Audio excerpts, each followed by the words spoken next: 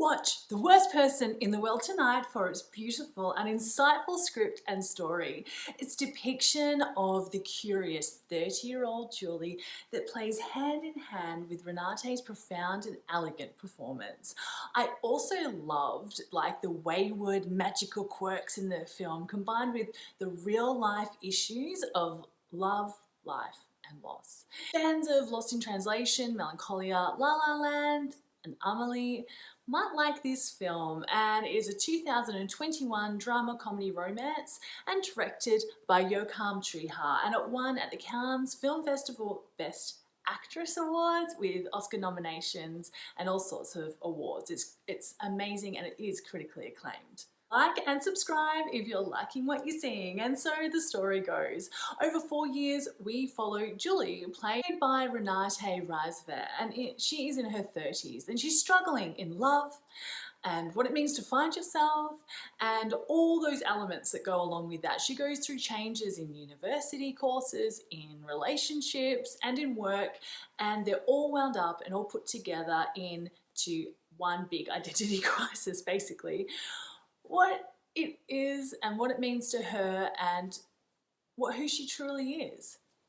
What does all this mean to her and who is she truly, and how it all plays out is what we get drawn into, and we start to really dive into the intricacies of her mind. The Worst Person in the World is a Norwegian film set in modern Oslo. I loved the setting of Oslo. It's a city that is just full of life, full of young people doing what they want to do. But it's also a great city because it's so much like any other amazing, cool city in the world. So we could be in Melbourne or Berlin or France, it could be in Paris, it could be anywhere. The nature and time of the place is not so much important. It's less important from the geographical perspective. It's more the focus of the person within it, and that it is a universal language that this film talks. Through the pace and the script and the character arcs, we get to really place ourselves within what that time and space is. This could be us. This was us, or we have experienced it at moments in our own lives, and we have been within this world. It doesn't matter what city we're actually in. We have experienced it. It's a real amazing insight into this time, particularly in a woman's life, but in, I think, anyone's life in around that 30-year-old mark.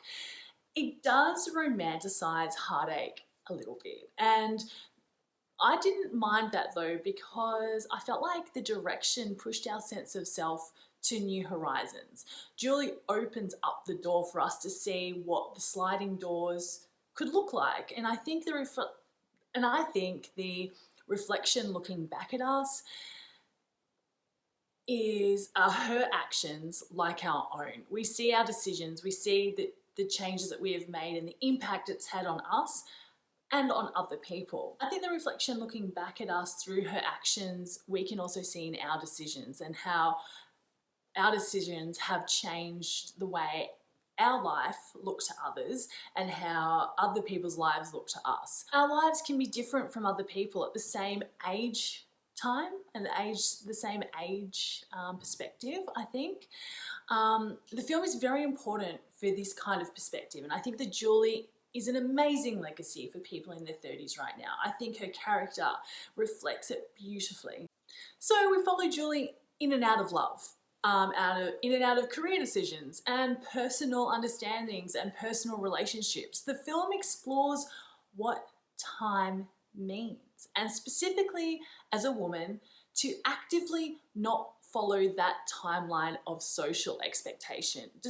And despite her being consistently bombarded by them and consistently thrown into situations that are trying to persuade her to go through these tunnels of time and where she should be because of how society sees she should be. I loved this film for that.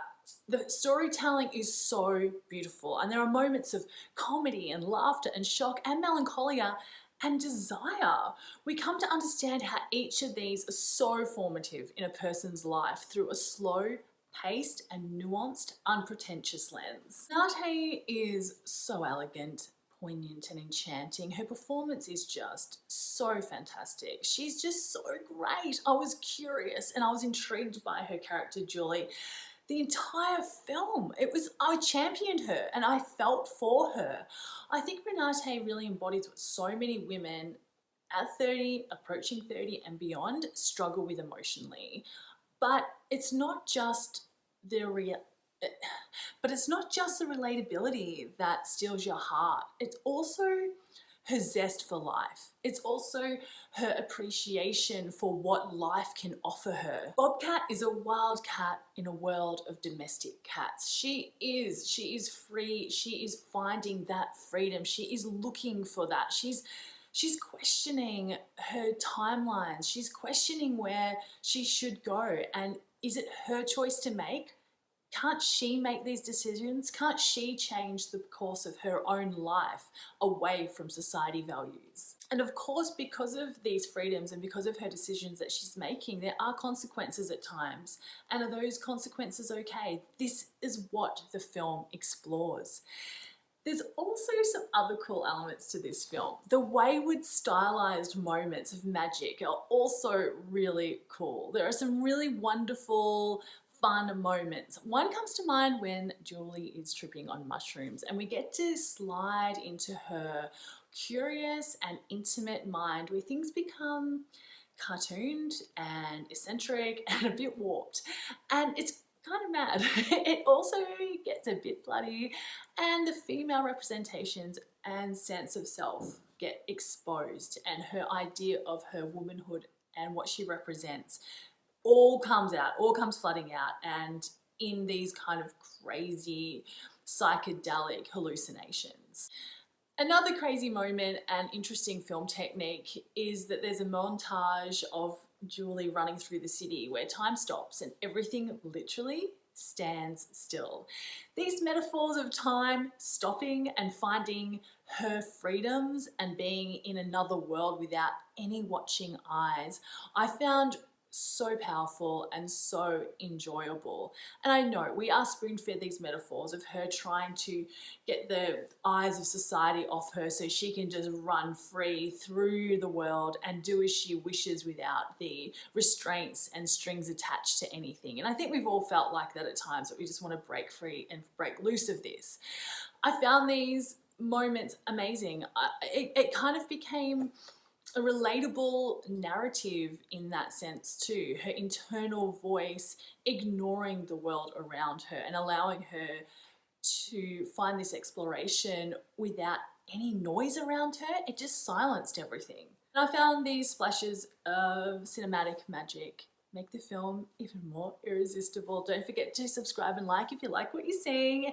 The Worst Person in the World is a movie of self-discovery, about finding your way and not knowing if it's right or wrong, but listening to your inner self and jumping in head first. It's wise and it throws us headfirst into delving into life's questions of our personal freedoms, of fear of being held captive, of being able to just slowly and honestly and earnestly navigate through time and space in your own time. It's a wonderful script, a beautiful, beautiful performance, and one not to be missed. The Worst Person in the World. Don't forget to subscribe and like. Stop scrolling, start watching.